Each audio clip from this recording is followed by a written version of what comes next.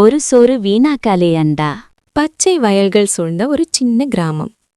காலை நேரத்தில் கோழி கூவும் சத்தம், அம்மாக்கள் அடுப்பில் சமைக்கும் சோற்றின் மனம் காற்றில் பரவியது. அந்த கிராமத்தில் கண்ணன் என்ற 9 வயது சிறுவன் வாழ்ந்து வந்தான்.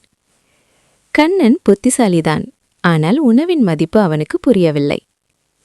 ஒவ்வொரு நாளும் அம்மா சமைத்து வைக்கும் உணவை பார்த்து கண்ணன் சொல்வான், அம்மா, இதெல்லாம் ஒரே மாதிரி இருக்கு, இவ்வளவு சோறு வேண்டாம். அவன் தட்டில் அதிகமாக சோறு எடுத்து பாதி மட்டும் சாப்பிட்டு மீதியை குப்பையில் போட்டு விடுவான்.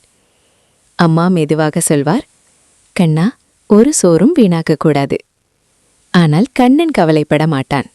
ஒரு நாள் பள்ளியில் ஆசிரியர் சொன்னார், குழந்தைகளே, உணவு எங்கே இருந்து வருகிறது தெரியுமா? அவர் விவசாயிகள், மழை, வெயில், உழைப்பு எல்லாம் பற்றி கூறினார். ஒரு தட்டு சோறுக்குப் பின்னால் பல பேரின் உழைப்பு இருக்கு. கண்ணன் கேட்டாலும் அதன் ஆழம் அவனுக்கு புரியவில்லை. அடுத்த நாள் பள்ளி மாணவர்கள் ஒரு ஏழை குடியிருப்புக்கு அழைத்துச் செல்லப்பட்டார்கள். அங்கே கண்ணன் பார்த்த காட்சி அவனை கலங்க வைத்தது. சின்ன குடிசை, காலியான பாத்திரங்கள், பசியால் சோர்ந்த முகங்கள்.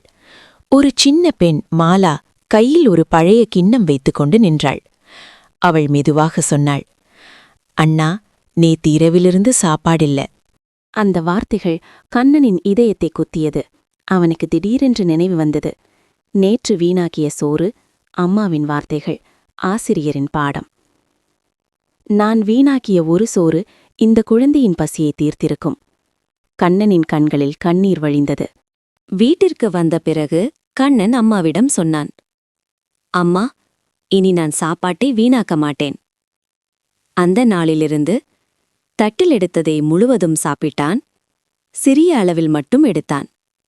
மீதமான உணவை வீணாக்காமல் அருகில் உள்ளவர்களுக்கு கொடுத்தான். கண்ணன் தனது நண்பர்களுக்கும் சொன்னான், உணவை வீணாக்காதீங்க. நம்ம ஒரு சோறு, ஒரு உயிரின் சிரிப்பு. அவனது பள்ளி உணவை மதிப்போம் என்ற முயற்சி தொடங்கியது. அன்று வீணாக குப்பையில் போன சோறு இன்று ஒருவரின் பசியை போக்கும் நம்பிக்கையாக மாறியது. உணவு சிறியதில்லை, உணவு வாழ்க்கை.